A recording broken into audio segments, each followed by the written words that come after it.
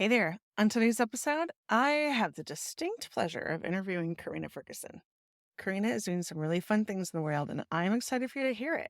If you're sort of nerdy like me and you like to be really efficient or figure out ways to be more effective at what you're doing, you're going to love this podcast.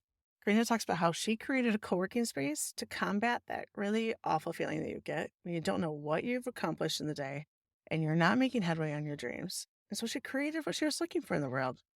I love that. As you can imagine, that is right up my alley. And as a maker, I'll bet it's right up yours too. The idea that if something doesn't exist in the world and you want or need it, and you think it might enhance your life, create it yourself, right? So that's what she did. And we talk about that for a little bit. And we talk about the Pomodoro timer. We talk about how effective it is to have a deadline and how, although we inherently sort of hate structure, it also seems to be necessary to move forward in life with all those big dreams we have. And then we talk about how she is a knit designer. She designs knitting patterns, and I mean like 200 of them, which is super fun. And you can find her knitting patterns on Ravelry, and you can also find them on her website. She also does tech editing for other knitters, and she's got this great co-working space. She's even offering listeners to this podcast a free session on the co-working space if you want to check it out and see if it's something you might want to try. I'm going to. I just thought you should know. And we also talked about Bigfoot and, all the documentaries out about Bigfoot. And again, we're not talking about whether anyone saw Bigfoot or whether Bigfoot is real or not, because we all know the answer to that. But isn't it amazing how there's just something for everyone in the world? There is something for everyone. And our world has gotten so small in that way to where we can really reach out and find our people and find information that really lights us up, like Bigfoot, if it does you. So without further ado, take a listen. I think you're going to love this podcast. You are listening to the In Kinship Podcast, a podcast for makers who crave a vibrant, authentic, juicy life on their own terms. Juicy. I was just trying that out for size. I'm not sure what I think about that. I actually got a little red in the face when I said it. But let's try it out for today. All right, let's get started. This podcast episode was sponsored by the Tip of the Mitt Fiber Fair. The Tip of the Mitt Fiber Fair is a beautiful fiber fair located here in Petoskey, Michigan, right at the tip of the mitt. Yeah, we're Michiganders. We like to get our hand out to show the mitten that we live in and to show you where you can find the fiber fair. It's going to be up near the tip of your ring finger, something like that. Anyway, it is held the first weekend in June in beautiful Petoskey, Michigan, and it celebrates the area's local farmers and artisans. You can check out all the information at tipofthemittfiberfair.com. That's TIPOFTHEMITTFIBERFAIR.com. And now, on to our show. Today I have with me Corrina Ferguson. Corrina, welcome to the show. Thank you for having me. Oh, Corrina, I was just on your website, and I have to tell you, it's beautiful. I am a knitter, a relatively new knitter. I would consider myself a master garment sewist, but a pretty new knitter. Although I've knitted a couple of sweaters and I've knit a bunch of cowls. I'm actually in love with like little capelet cowl things, that make me feel like a superhero when I walk around town with my fingerless mitts on and whatnot. You have a beautiful website. Will you tell us about your business? Let's start out there, and then we'll back up and talk about your journey as a maker. But let's begin with what it is you do right now and that website I was just talking about. So I do way too many things right now. I've been a knitting designer for about 15 years. And so I do still design stuff. I have stuff in my hands right now for a new design I'm working on. But the bulk of what I'm doing in the knitting world is tech editing, which is taking other people's patterns and making sure they're as close to perfect as possible. And then the other thing that I'm doing is I actually have gotten together a bunch of my crafty maker business friends. Yeah. And we do co-working together. And I'm working on a co-working membership for people who are crafty business people. So I've got like all these balls in the air, but the knitting design is still my favorite part of it all, like creating something from nothing. So. Right. And I saw on your website you have over 200 patterns. That was mind-boggling.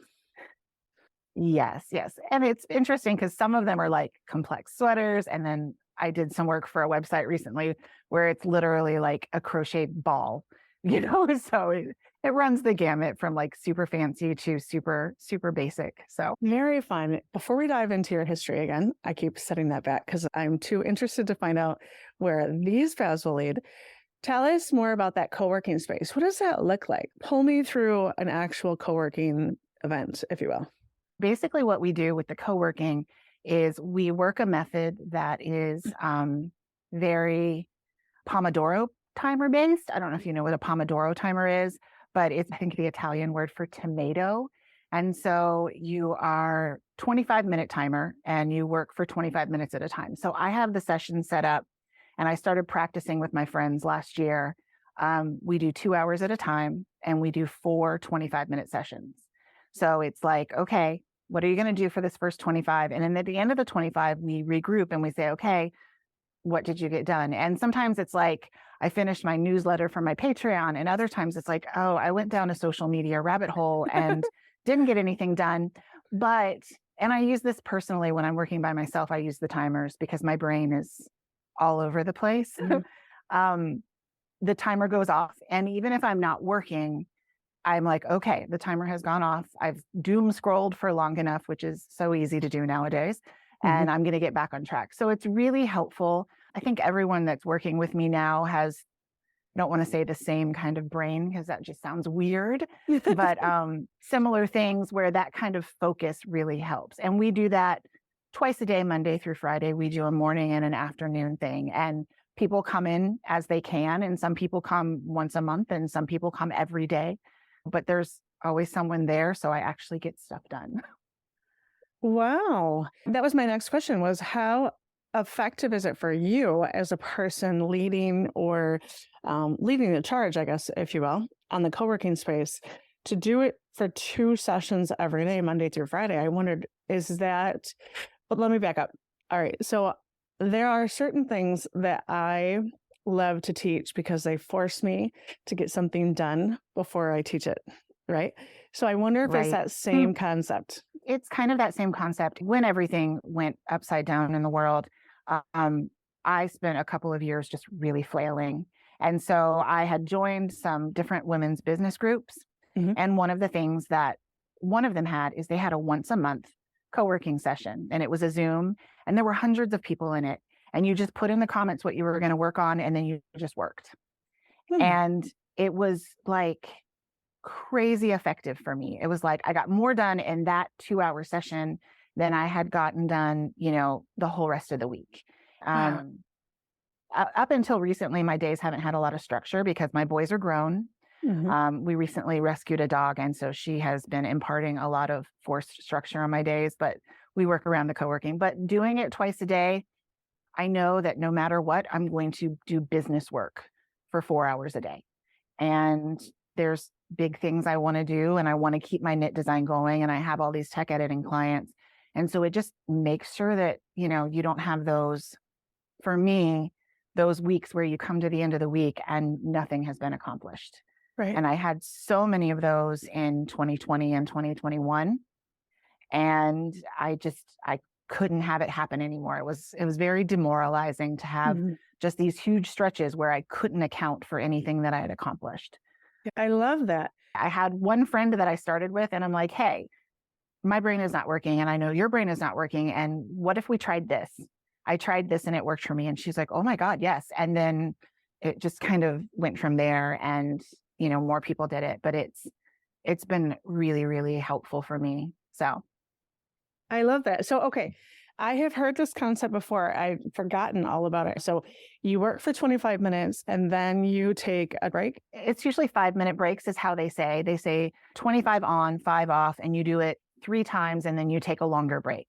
We do it the 2 hours and our 5-minute breaks. Sometimes people will get up and do something during the break, but mostly during the break, we check in and Yeah. we, make sure we're back on track. When I'm doing it by myself, if I have to go to the bathroom, I will wait until the 25-minute timer goes off and then go to the bathroom during that 5-minute break, run the dog outside, and then get back to work. And it's just, I hate structure, but I require it.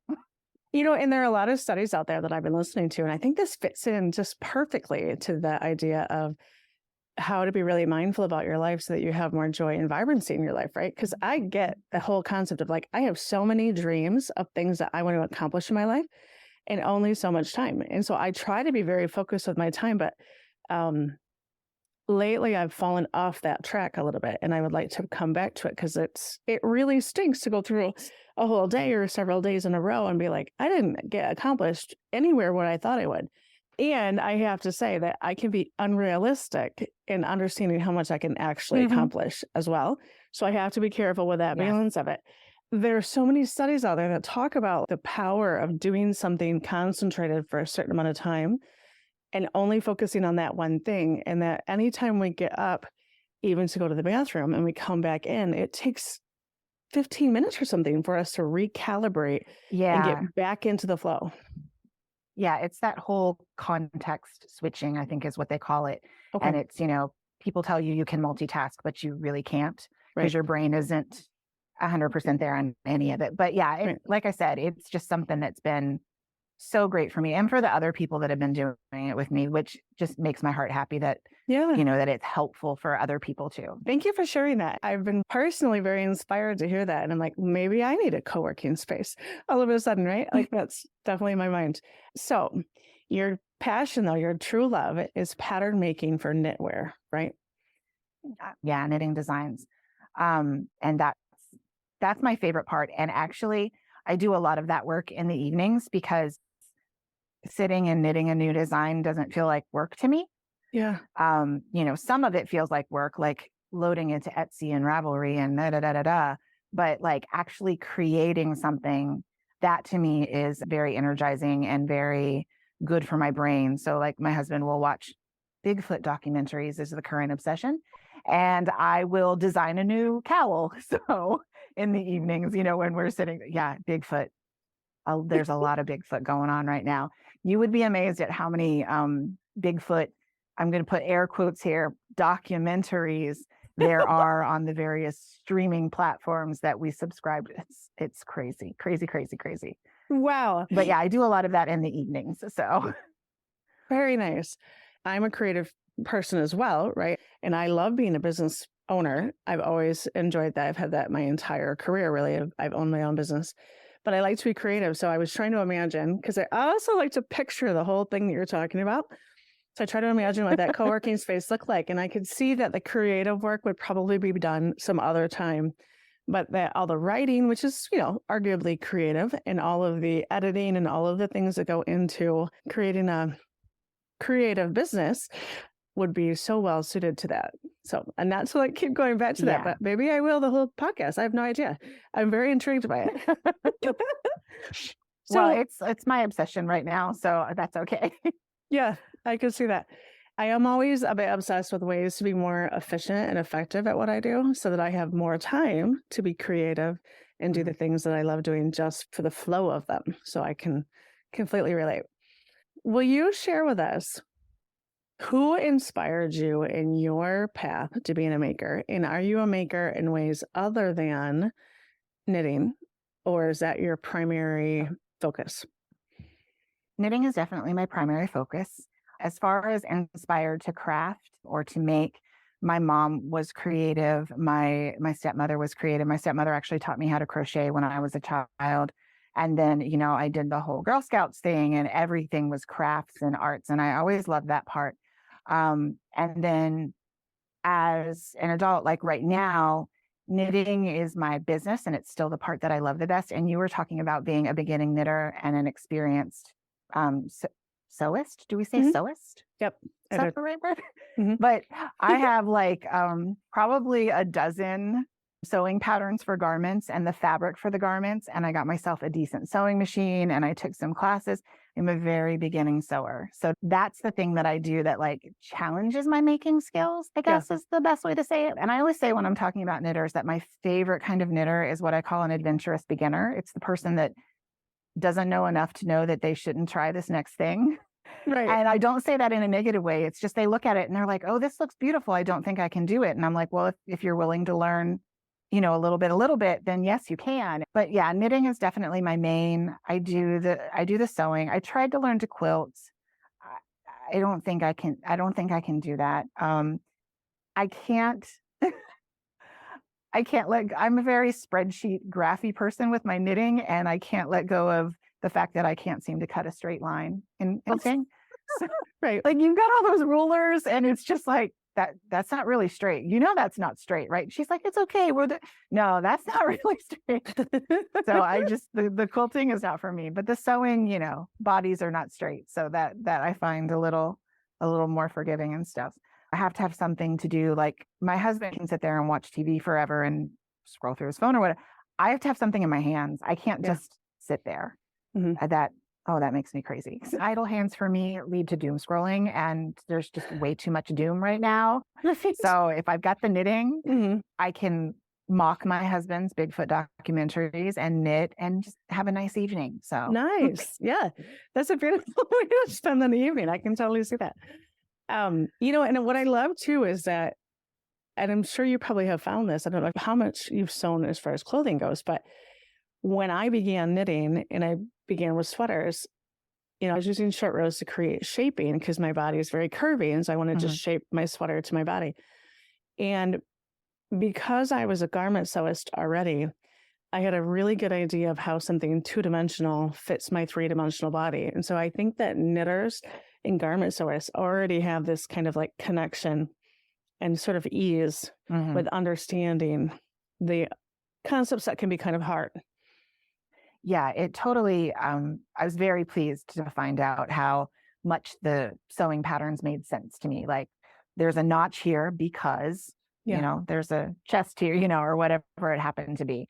It definitely does go hand in hand. And I think that if you understand how to fit your body one way, you can learn to fit your body the other ways. The one thing that I have is I want all these linen things because I live in Florida, Mhm. and linen, of course, is not stretchy like knitting. So I have Right. to, I had to learn a little bit there. There's some mistakes made. Mhm. There's been some things that have hung off my body like sheets of cardboard, but Oh, it's yeah. all practice. So Right. And linen has its own uniqueness, and that it generally has a great deal of body. So not only is it not stretchy, but mhm. it kind of will sit away from it, has a little more structure to it. And it's Yeah. wiggly all at the same time. So it's like this interesting mix Yep. of fabrics. You either love linen or you hate it. My dream wardrobe is living in Florida. My dream wardrobe is like all linen. Like, I have linen pants and I'm like, I want to have linen tunics and blah, blah, blah, blah. My actual wardrobe is Bob's Burgers t-shirts and leggings. So, but yeah, it's starting to get hotter here already. And I'm like, I should sew some of that linen and yeah, and then Yeah. wash it 50 times. So, And now a quick word from our sponsor, the Tip of the Mitt Fiber Fair. The Tip of the Mitt Fiber Fair is an annual event. It's been going since 2014, and it takes place this year at the Emmett County Fairgrounds on June 3rd and 4th of 2023. And the fair features fiber animals, workshops, demos, and fantastic vendors. I have to say, I'm not teaching a class this year, but I have in years past, and it's really a lovely event. The kind where you bring one bag thinking that that's all the yarn you're going to buy because honestly, you don't need any more yarn. And then you ask, I'm sorry, do you have an extra bag I could use? Because, before you know it, you are buying all the yarn and having all the fun. So if you find yourself craving to get your hands into some beautiful, locally made, gorgeously dyed fiber, come on up to the Tip of the Mitt, June 3rd and 4th. You can find out all the information on the Fiber Fair's website, tipofthemittfiberfair.com. So when did you begin designing knitting patterns? And do you remember that first one? well, what happened was I didn't learn to knit as a child. My mother learned to knit and she didn't teach me for some reason. And then my stepmother was a crocheter. So when we moved to Florida almost 20 years ago, I had the boys and I was super excited to be a stay-at-home mom. That was the plan. And then the boys had the audacity to go to school. Right. And so I picked up knitting as the hobby. I wanted to learn. So I started to work in a knitting shop down the road from where we lived. And I was the adventurous beginner who didn't know what I didn't know. My first sweater was like a 50-page cabled hooded nonsense thing. I still have it. It's ridiculous. And I started to teach in the knitting store. Yeah. And so I think my first designs were actually washcloths. Mhm. Back there was this thing, and I forget what they call themselves now. They changed their name. It used to be Mason Dixon, and it's something else. They chose a better name, but they had this thing where they were like all about the power of cotton washcloth, Yeah. and there were like these cotton washcloth knitting clubs. It was a thing. And so we had a club, and I designed a bunch of the washcloths for the knitting club. So that was Mhm. my first patterns. I don't think any of those ever actually made it on Ravelry. And then I was like, I can do this. And I'm a math person. Yeah. And so, when I started to realize like how much of writing a sweater pattern was opening an Excel spreadsheet, Mhm. like my little heart just like, this is mine. This is what I'm going to do. Yeah. Part of why I'm so good at tech editing is because the numbers are like my first true love, and the Yeah. spreadsheets make sense to me. And then Ravelry came about the same time. And then it was easy to sell your patterns on Ravelry. And it just kind of snowballed from there. So I learned how to crochet from I was only inspired to crochet from my grandmother. I taught myself from a book. I forgot that until just this moment because she passed Mm. away when I was 17, and she's actually my inspiration for sewing as well. She was a seamstress. Um, Oh, but she wow. passed away before I learned any of these things from her, but I definitely was inspired from her. And after I had my son, he's 7 years old now. I went through a bit of postpartum depression, and I was trying to figure out how to be a little bit older of a mother. So I was 37 when I had him. I had been well established as a human by that point, right? I had well established patterns and paths, and I knew who I was. And all of a sudden, I'm this whole nother human. And I'd really let go of the making that I was doing. And I was missing out on people because I stayed home as well, which I was so incredibly glad that I could do. But I also found it sort of Mhm. limiting in the fact that I had other aspirations as well as being a mom. And so, all of that to say, about a year and a half into being a new mom, I found a knitting group in my small town. And I went in with the staunch of like, I'm a crocheter. I'm not a knitter. Don't even try to get me to knit because I'm a crocheter. Right? This whole statement around it. Mm. And then of course they're all knitting. And I've always loved the way the fabric looks in knitting better than I do the way the fabric looks in crochet. And so I Uh-huh. did learn how to knit from this wonderful woman named Betty Davis. And so I started on a sweater almost right away. There's another point to the story, but we'll go here first. So I started on a sweater almost right away. And anytime I made a mistake, she would just drop it all the way down. And I'd be like, Mary Davis, what are Oh. you doing? And she's like, now fix it. And I'm like, what? I don't what? And she's like, oh, just take it. And she would, show me how to do it. And so now I can fix any issues in my knitting like nobody's business because Betty Davis made sure that I could do that. Which does Right. bring me to my next question for you. How satisfying is knitting in an environment that is quite warm? Well, there definitely is a dearth of yarn stores and stuff. You still have that kind of thing down here. But I'm a plus size woman. And so when I'm designing sweaters, 9 times out of 10, I'm designing them for model sizes. And so it was very satisfying to me to knit a beautiful sweater in my mother's favorite colors and just send it to her because she's a tiny little sprite.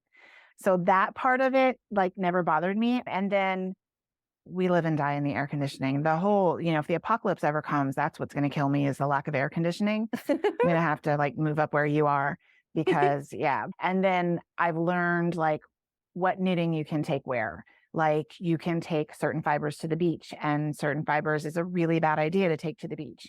Right. And then when the boys were younger and they had sports practices and club meetings and stuff, I would always have stuff with me there, and I knew what I could knit outside and what I can't. I mean, you definitely have the hot and sticky, but I knit my family hats all the time. I don't knit a lot of garments for the family. Just when the boys were little, it was like a fool's errand because you'd knit them something and they'd outgrow it in 5 minutes. Right. Which I'm sure Mhm. having a young boy. Mhm. But it's just one of those things that it totally makes sense that you don't think of knitting as a hot climate hobby, Mhm. but most days, even in the summer, my husband has an upstairs office, so he likes to keep the air conditioning cold downstairs to help him upstairs. And so I have a sweater on almost every day. And I'm like, this year I'm going to knit sweaters that I'm going to wear, like Yeah. sweaters that I'm going to wear in my office. Like I'm going to do them for myself. So I don't really have a problem with it. I did write a whole book actually that was all based on the idea of warm weather knits. We focused it on the thinner fibers. The only thing I think is unsatisfying about Florida knitting is, if you're talking about garments, you're not going to get a whole lot of use out of a bulky sweater. Right. Bulky sweaters are like super fun because you can do them in 5 minutes. You have a sweater, ta-da! But that's just not useful here. Even if I'm hiding from the air conditioning, I don't need a bulky sweater. I don't know. I guess it's one of those things I just kind of got used to. I mean, there's certain times of the year you just don't go outside, so it doesn't matter. Right. I can see that. And as somebody who's only visited Florida once or twice, I could definitely have a skewed vision of what it would be like to live in Florida. You're probably right. I grew up in Ohio. I grew up in Cincinnati, and coming down here, I remember when we moved here, we got out at the Florida sign to take a picture of the boys. Yeah. And I got out of the car and I stood with my arms straight out from my body. I'm like, what is wrong with the air? Because you just got out of the moving truck and your clothes just like were instantly drenched and stuck to your body. And I was just like, and my husband, who grew up here and moved back here with me, is just laughing at me. And like I said, almost 20 years later, here we are still, Yeah. still the air is trying to kill you. So All right. That's exactly what I pictured. So, I was going to say, you're right. You've got it. and I am so a northern girl. So I live in northern Michigan, and the only other place I've lived other than northern Michigan is Alaska. So I'm definitely made Oh, of some wow. northern blood, right? So I can't even imagine the heat just devours me. I don't know. I don't know how you do it. Yeah. You adjust some and then you spend a lot of money on air conditioning. So, Right. And you hide from it with your cardigan, which I love that whole phrase that you just gave us, by the way. So speaking of living in life, so we know somewhat what your days look like because you shared with us that you have your co-working space Monday through Friday. So you have 4 hours that you're dedicating that way. But what else do you do in your life that brings you joy other than your knitting? well, I've got to admit that our world has gotten small, with the pandemic and stuff. I've never really gotten back into the swing of how I used to do things Yeah. before it all happened. I was very much feeling the rut of it all. Like I enjoyed my co-working time, and my husband and I had, our patterns and stuff, but we got a rescue dog at the end of the year. And so that is the new part of spending my day. I haven't been getting enough exercise, and I know I feel better if I do, even if it's 100 degrees outside. So we got what we thought was a grown dog, and she was about 9 or 10 months old Mhm. in actuality, and she is adorable chaos. So that's a big part of our lives right now. Every morning I get up and wrestle with the dog, and okay, we got to get the good harness on because if you escape again, I'm going to have a heart attack because she Right. escaped from one. We've gone through like 6 harnesses for the dog because she is Houdini reincarnated. So there's a lot of that. We have one adult son that's still at home, young adult son, and then one that lives on his own.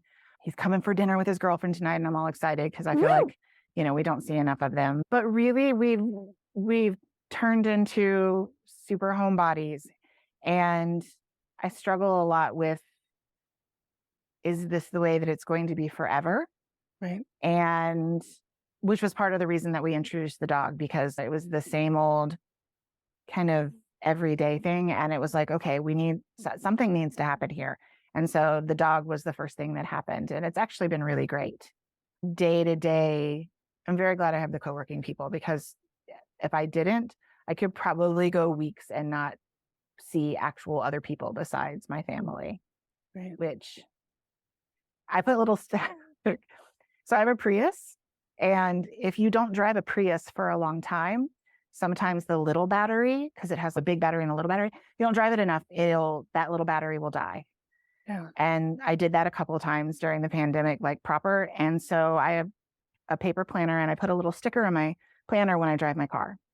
So it's like, did you drive your car this week, Corrina? Did you leave the house this week other than walking the dog? So I have a little sticker that I put in my planner that's like, okay.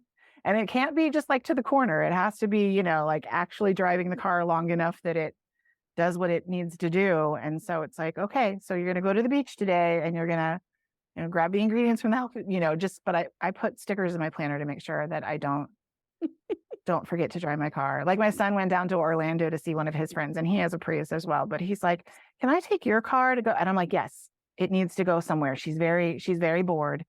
Ruby needs a ride. She needs to, Yeah. yeah. Stretch your So legs. Hmm. yeah, the day to day, I don't know. And I have I turned 50 last summer and I'm just like, is it like this forever? Is this, and so you just got to find Yeah. the joy wherever you can. So that sounded very depressing. From somebody who's listening to your story, it doesn't sound depressing at all. It sounds real. It sounds like it's hard to kickstart out of something, especially when it's not fully gone, right? Yeah. And I just want to honor the fact that you know what it takes for you to work in a really productive way that makes you feel good. And it wasn't out there. So you created it. I love that about humans that can do that. And I think that it's a beautiful way to approach life. And it's exactly what I want to explore here on the podcast is this idea of like, if this isn't out there and I want this, then I can do this. I can make it happen. When I was looking for co-working situations, I started like Googling virtual Zoom co-working because obviously I'm not going anywhere. Right. And it's all very, and I'm just going to say this, it's all very dude bro. It's Right. all very, we're going to, and some of the language that they used, and I read it and I'm like, these are not my people. And so I was like, fine, I'm just going to ask my people to do it with me. And I do have that. If it doesn't exist, I'm just going to make it. Yeah. Because I needed it. And I think that the people that have been working with me regularly needed it too. Yeah. And I've also gotten stronger friendships with people that, lives. One of the ladies that comes, she comes at like, I think it's like, I don't know what time it is when she comes in the morning because she lives in Norway. But she's there and she comes in and this morning she comes in and she's like, good morning. And I'm like, does that weird you out to say good morning to you when you're going to have dinner in a half an hour? Right. But it's definitely been good.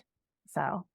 And can I just speak to that for a moment? Like two things came up for me here is one is that what an amazing time that we live in that Right. you can find the people that resonate with you because would the effectiveness of a co-working space that was full of not your people, would it still be okay? And in the past, would we have just made it work? Yeah, we would have. It would have been okay-ish. But now you get to do the same thing you would have done there, but with people that resonate with you. And it just feels so much more amazing. And not only that, but you are working with somebody from Norway as you're working, right? Somewhere Right. halfway across the world. And it's just, what an amazing time to be alive in so many ways. Is.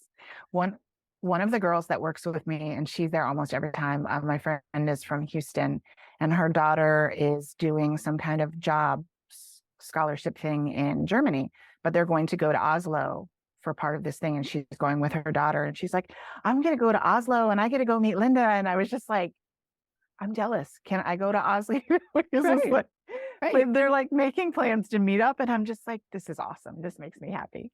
I love the whole interconnectedness we can have and the ability to really find the people and create the lives that we want, the people that resonate. So like, I didn't even know that Bigfoot documentaries existed, right? If you would have asked me, is that even part of the world? I've been like, well, no, the world consists of people who sew garments and maybe moms, you know what I mean? Like it would have been this, my little view, which is both good and negative at the same time. But it's interesting how curated we can make our own existence in this day and age. Yes, definitely. I don't recommend the documentaries, by the way. I mean, I think I don't know, maybe if you had a drink and you're like, hey, then maybe that would be.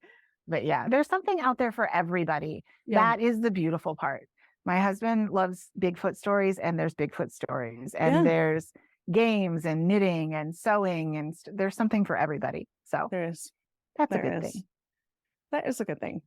So what are you excited to be working on right now? What's new for you? What's on the horizon? Well, the big thing that I'm working on is I feel like we really have the co-working cemented because I did it for the better part of last year with my friends.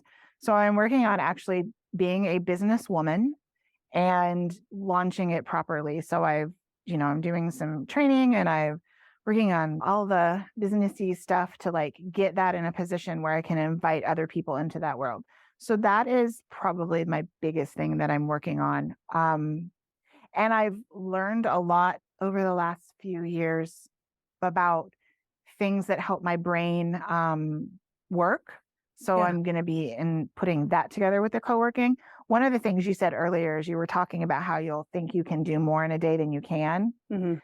I have I have overlapping systems, but one of my systems is I have a whiteboard with post-it notes on it that are color coded, Hmm. and it'll say you have a tech edit for this client and it's going to take you 3 hours, Right. which is not going to take me 3 hours. It's probably going to take me an hour and a half, but I overestimate all of those times so that when I'm looking at my day, it's like, there is no way this is going to happen. So let's not set ourselves up for failure. Let's, move some things around. And do I occasionally work all weekend? Yes, I do. And then I have design collections that I'm working on for this year that I need to get out from under me that didn't make it last year. I'm doing a big collection, well, not a big collection, big for an independent. I have a collection of 5 pieces that I'm doing in Malabrigo yarns for the fall. Apparently, this is my year of only using warm colors. Everything I want to knit is like warm fall something colors. Like my mom's still in Cincinnati and she goes, "How do you live without fall and spring?" And I'm like, I don't, it's sad. I don't know. Yeah. So, but everything that I want to knit is like the thing that I have in my hand right now is all autumny colors. And so, yeah, just keep it on and trying to figure out how to make my world a little bigger Yeah. in the reality of what life is now, and staying off of Twitter so that I don't read about any more new things that I need to worry about. That's what I'm excited about this year. But Yeah. really, the big thing is the co-working and getting it so that it's good for people, and like thinking about things like time zones and all of that businessy stuff. Businessy stuff. I like the businessy stuff. I love checking things off of lists. It makes Yeah. me very happy. Me too. I'm a bullet journaler. I absolutely love lists. Ah, When you mentioned earlier that numbers are your thing, I have done accounting for a long time in my life, as well as creative ventures. So okay. like pattern drafting, which is something that I do for sewing, and I do pattern drafting Hmm. primarily to create teaching garments so that I can teach people how to fit it to their body and then create new things from it. But I love the Right, marriage between my analytical and my creative brain. Like it's such a perfect right. combination for me. But one way that we are completely different, you and I, is you build an extra space around what you're doing, and I take away anything that might have possibly been extra. So I'm like this. All right. So if I were doing the tech editing, I'd be like, it'll take me an hour and a half. But one time I did it in 45 minutes. So I'm going to allocate 45 minutes to this project, right? That's how That's I dangerous operate. business. Oh, it's awful. It's very bad. It is. I have a graphic arts degree as well. And so I worked for a firm for a couple of years.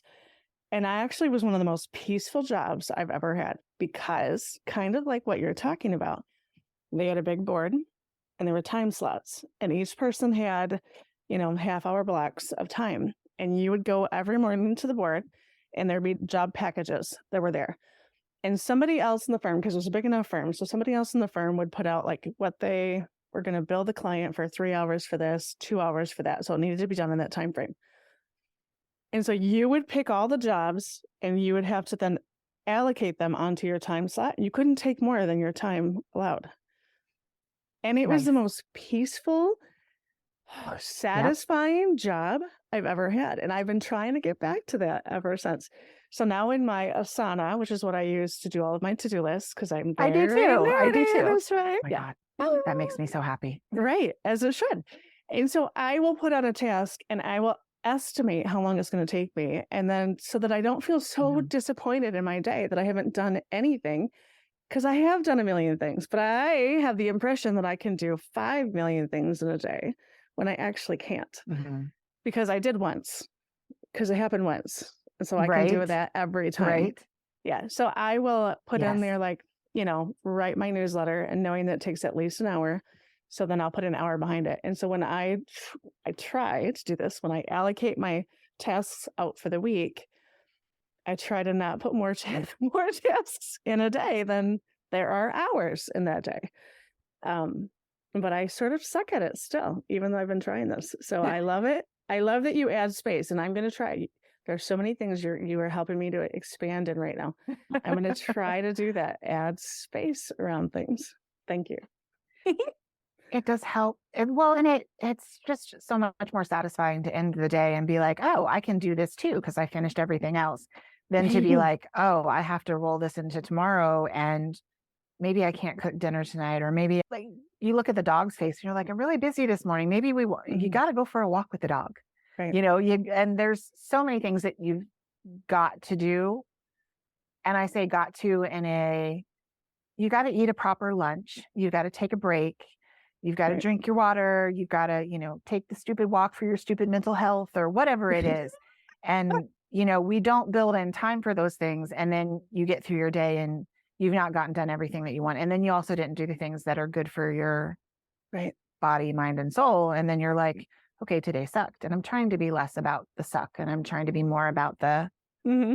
you know, Yeah. the tactical military grade harness that I put on my dog this morning, she did not try to escape from. That is a bright side. We had a lovely walk. Oh, She yeah. didn't bark at any of the neighbors.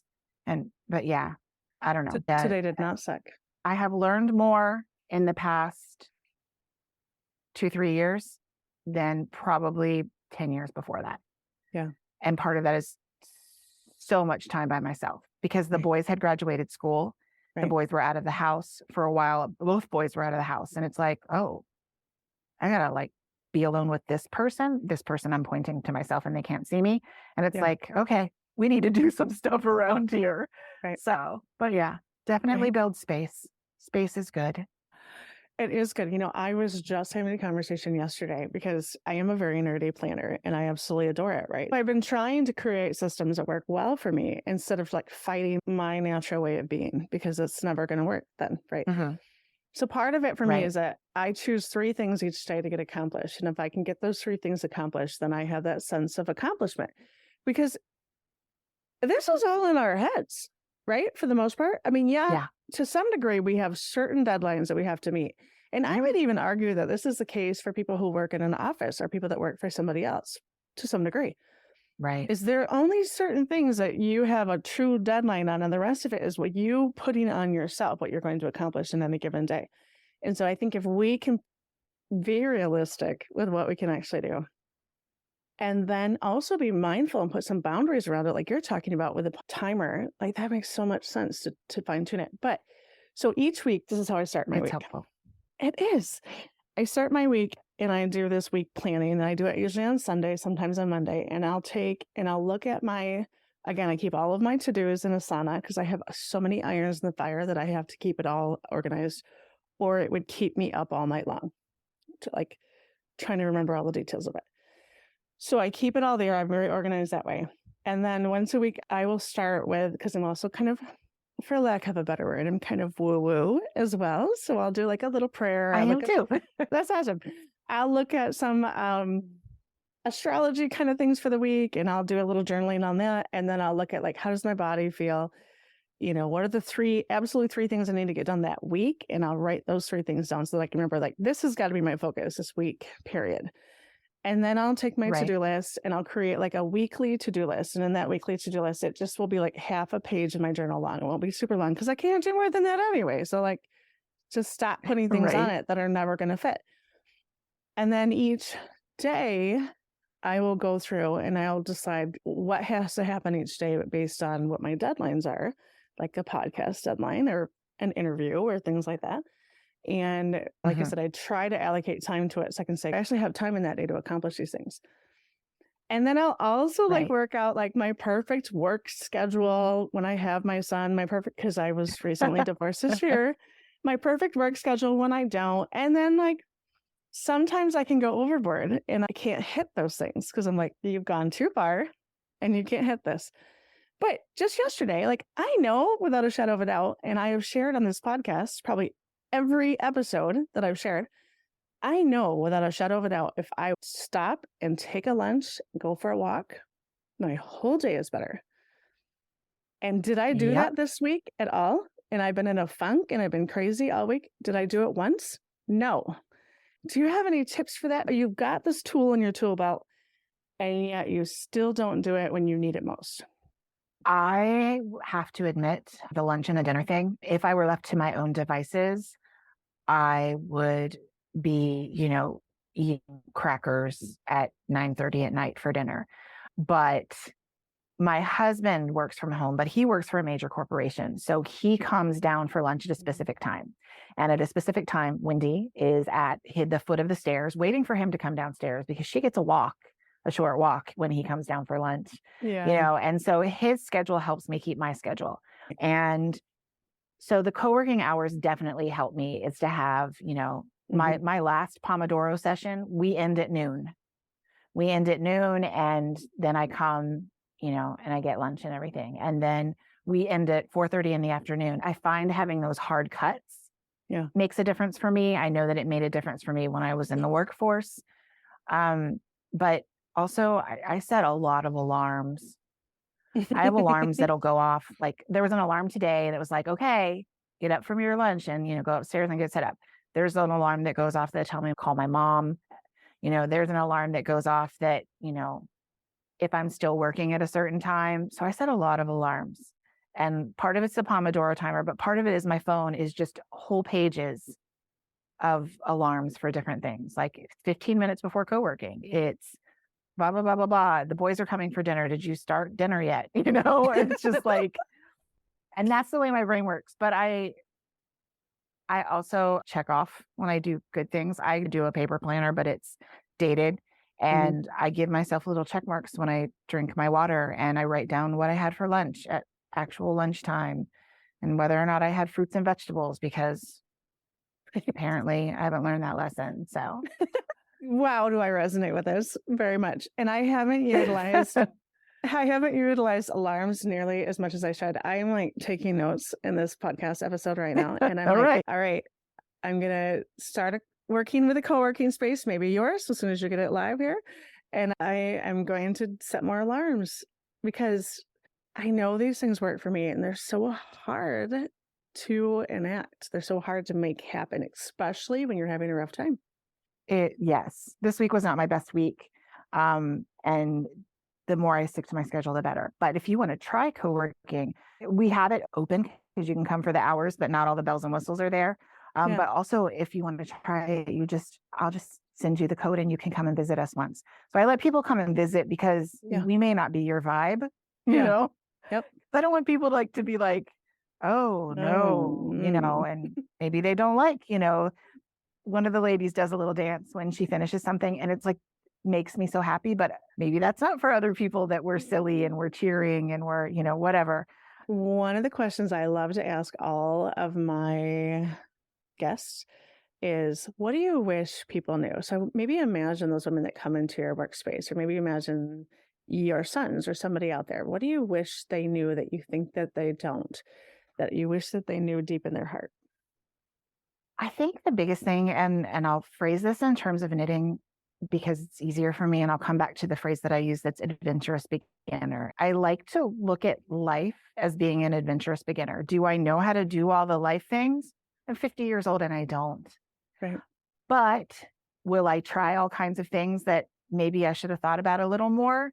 Like going to the pound because I saw one cute picture on a Wednesday afternoon and now I have a dog. I think that people stay in their lane or stay too safe. If you look at things as if, no, I'm a beginner at this. No, I have no idea how to do this. Or, no, I'm not the expert at this, but I'm willing to try. I'm willing to be adventurous. It's more important to me to try new things and I don't know. I just think that that's really important. And so when people like come and they say, oh, I can't possibly knit a hat or a sweater. And I'm like, it's all just knit and purl. It's all just knit and purl stitches. And that's kind of life too. There's just little basic blocks. Do we sometimes break it down to the very basic blocks where I have to set a timer so I remember to eat lunch? Yeah. But it's all just basic blocks. It's all just knits and purls. And, you just got to get out there and do it. And I say that as I talk about my world being small, but I really just think looking at life as be the alien, be the person that's like, I don't know what this is, but I'm going to figure it out and I'm going to give it a try. You know, I don't know. I love that. I also I also love be the alien. Like That might be my new mantra. One of my favorite authors is Jen Sincero. She wrote a series of books called, You Are a Badass. And then she Oh, did all yeah. kinds of spinoffs on them. And she talks about being the alien in your world. She's like, go to your grocery store like you've never been there before. Go to your coffee shop and everything's a wonder. And I did that in my backyard last night. Um, we're trying to make our yard more hospitable to Florida, to be outside, not only the winter. Yeah. And so we were sitting out there last night and the planets were aligned last night. Like everything was lined up and you could see Jupiter and Venus, I think. Oh, you're like, literally. Yeah. Yeah, literally the planets were aligned. And I was sitting in my backyard and I was sitting there. And I remember when my mom came to visit a few years ago, because she lives up in Ohio. She's like, I can't believe you don't have furniture out here. Because at the time we didn't have furniture out there. She goes, I would be out here every day. And I'm like, Mom, you would burst into flame. You're a redhead. But she walked into our backyard and she looked. We live on a lake. It's really a retaining pond, but we live on a lake. And I'm sitting there last night and I was being the alien. I was looking around and I'm like, how beautiful is this? We've got lights on the porch. We've got comfy chairs. You can hear the frogs. The dog is happy. Husband is happy. We're sitting out here feeling the breeze. And there's so many things that you can be the alien about. Just Yeah. look at it with those, I don't know. It's all like gratitude and stuff, but it helps me when I'm having one of those times. So Thank you for that. you're welcome. Corrina, this has been such a lovely time. Where can my listeners find you online and where can they try out your working space? I know you have two different ventures going on. My name is Corrina Ferguson and Craft Star Studios is my knitting pattern site. So you can find me on Ravelry and I have all my patterns or most of my patterns on my site. So if you need knitting stuff or technical editing stuff, that's the way. But I've also started my own brand. It's CorrinaFerguson.com. And that's where there's information about the co-working and the stuff that I found that helps my productivity as a weird math creative brain. And so you can find all of that stuff there. And if you ever think that the co-working might work for you, I would love to have people come and visit because I think that people should try it to see if it's something that works for them. They can always just shoot me an email on any of my sites or send me a message on Instagram or whatever.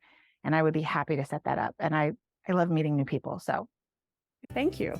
Well, that's all for our show today. Wow, did I have a good time talking with Corrina, and I'm so glad you're here to listen. Thanks for spending your time with me. If you would, I'd be really grateful if you would jump on your favorite podcast listening app and subscribe to the show. And if you're there, you might as well leave a review because that's how I'm going to reach new people, and I would love your help doing that. All right. Have the most beautiful day. Our podcast today was sponsored by the Tip of the Mitt Fiber Fair. The Tip of the Mitt Fiber Fair is held in beautiful Petoskey, Michigan this year at the Emmett County Fairgrounds. It's on June 3rd and 4th of 2023. You can come and you can see demonstrations, you can take a workshop, you can buy yarn, you can buy fleeces, you can buy beautiful handmade goods, you can see the artisans, you can eat delicious food at the food vendors. Just come on up. It's a lot of fun. The website is tipofthemittfiberfair.com.